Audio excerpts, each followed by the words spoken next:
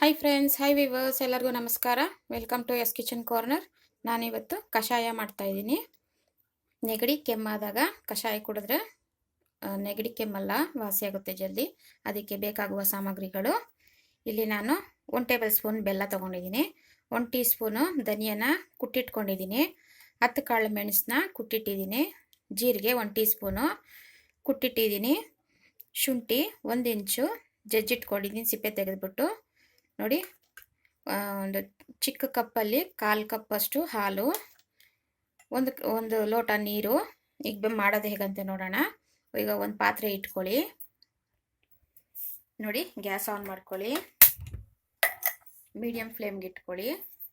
ನೋಡಿ, ಪಾತ್ರೆ ಇಟ್ಕೊಂಡು ನೀರು ಹಾಕ್ಕೊಳ್ಳಿ. ನೀರು ಕುದೀಲಿ.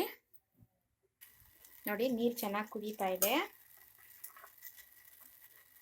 ಈಗ ಈ ಪ್ಲೇಟಲ್ಲಿರೋ ಶುಂಠಿ, ಮೆಣಸು, ಧನಿಯಾ, ಜೀರಿಗೆ, ಬೆಲ್ಲ ಎಲ್ಲ ಹಾಕ್ಕೊಂಡು ಕುದಿಸ್ಕೊಬೇಕು.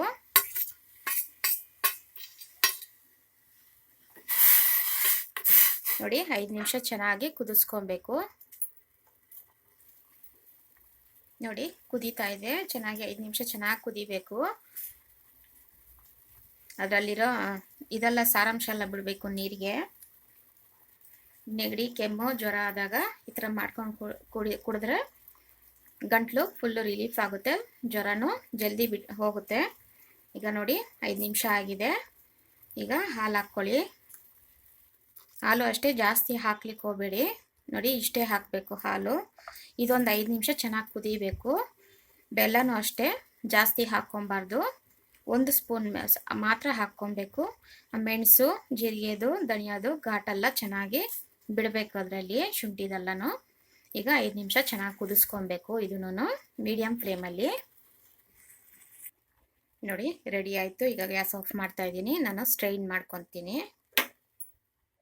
ನೋಡಿ, ಕಷಾಯ ರೆಡಿಯಾಗಿದೆ. ಇದು ಬಿಸಿ ಬಿಸಿ ಕುಡಿಬೇಕು, ಆಗ ಕೋಲ್ಡ್ ಕಾಫ್ ಎಲ್ಲ ಕಡಿಮೆ ಆಗುತ್ತೆ ಜಲ್ದಿ.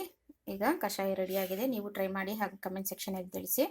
ಮರೆಯದೆ ಶೇರ್ ಮಾಡಿ, ಲೈಕ್ ಮಾಡಿ, ಸಬ್ಸ್ಕ್ರೈಬ್ ಮಾಡಿ. Signing out from S kitchen corner. Thank you.